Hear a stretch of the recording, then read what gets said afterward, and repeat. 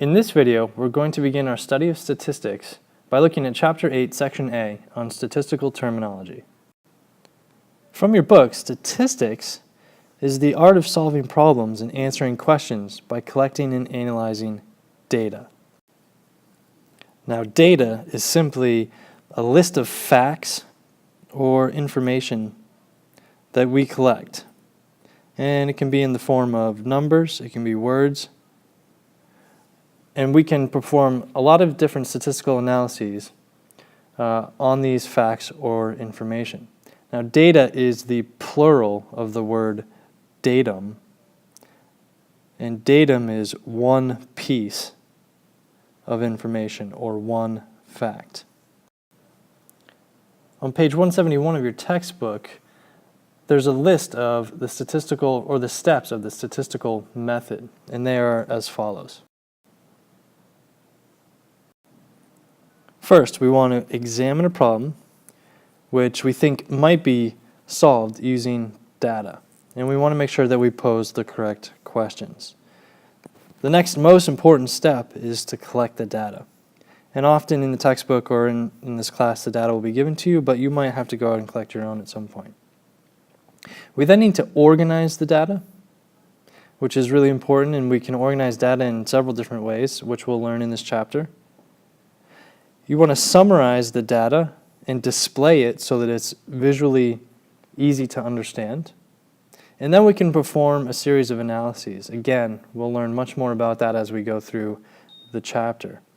And from our analysis, we can make a conclusion. And then often, in the real world, people will write a report. We won't be writing very many reports in this class, but you might at the end of the semester. So there are really three types of data that we can look at. The first is categorical variable. And categorical variables describe things that have a particular quality or characteristic. An example would be if you're studying the hair color of students in class. Right? And in this example, hair color could be brown, black, red, blonde. You get the idea. But notice that these words are categories. They're not numbers. They're something that describe a characteristic of the variable that we're interested in, which in this case is hair. There's also a quantitative variable, which we often call a numerical variable. And we call it numerical variable because we're often looking at something that can be measured or quantified using numbers. An example here would be looking at the height of the players on the basketball team, right? And we can measure them, 7 feet 6 inches. That's a number. It's numerical. Now, I said that there were three types of variables, and really we can break quantitative or numerical variables into two subcategories. The first being discrete variables or discrete numerical variables. Discrete variables are variables that can be measured using numbers that are exact. And often we get this from counting. Right? So an example would be how many marbles are in a bag? Well, it's really easy to count the number of marbles in a bag. And I'm always going to get an exact whole number. Say it's 20. No decimals, no fractions. That's a discrete quantitative variable. The other type of quantitative numerical variable is a continuous numerical variable. And these numbers, still measuring in numbers, are not exact. In fact, they represent a range of possible values. Right? And we usually are measuring continuous variables when we measure something. So we do this a lot in science.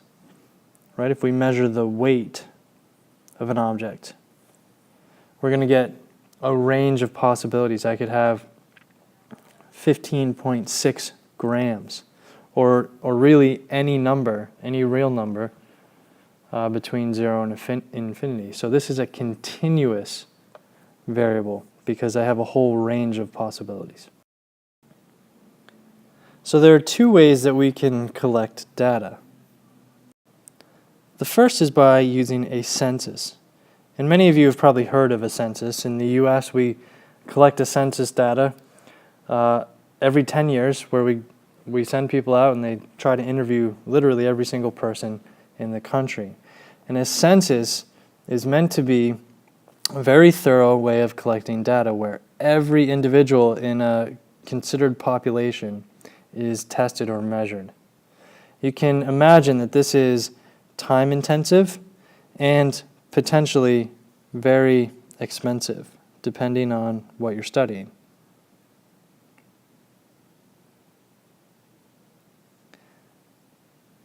And that's why in the US we only collect census data every 10 years. But if we're talking about a much smaller population, like the height of basketball players on a team, then I could collect a census data very, very quickly. The other way that we can collect data for statistical analysis is through a sample. And a sample is a method where we only collect data from a portion of the population. So instead of going out and asking everybody in the US, we would take a poll where we'd call a smaller number of people and extrapolate that data to the entire population. And this is very common during election time when we're trying to figure out who's in the lead, right? So a poll, you hear about this on the news and in the media, a poll is a type of sample because we're only collecting from a limited part of the population. You have to be careful with sample collection methods because you could end up with a biased sample set. For example, if you ask everybody on the soccer team what their favorite sport is, you might get a lot of people saying soccer. And that's a biased sample set because you're not including a well-rounded portion of the population. So it's very important to get an unbiased sample set by sampling a significant number of the population.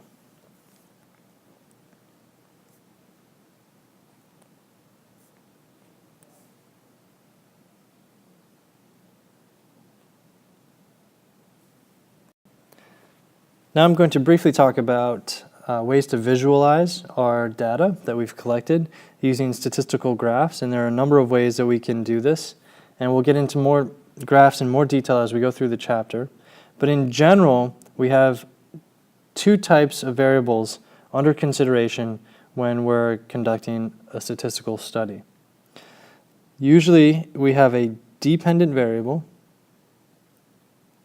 and you're probably familiar with this from your science classes. And we have an independent variable. And the independent variable can exist by itself and is independent. The dependent variable depends on the independent variable. And an example of that is if you're trying to consider the total cost of a dinner, and that depends on the number of guests that you have at the dinner. So number of guests, would be the independent variable because that number doesn't really depend on the cost of the dinner. And the cost of the dinner is the dependent variable because that does depend on the number of guests. Again, you're probably familiar with this from science, but when we graph these variables, we almost always put the independent variable on the x-axis and the dependent variable on the y-axis, or the vertical axis. Now let's take a look at a couple other graphs, or types of graphs. The first type of graph is a vertical column graph. And we have the independent variable on the x-axis and the dependent variable on the y-axis. And you'll notice that these graphs represent categorical data.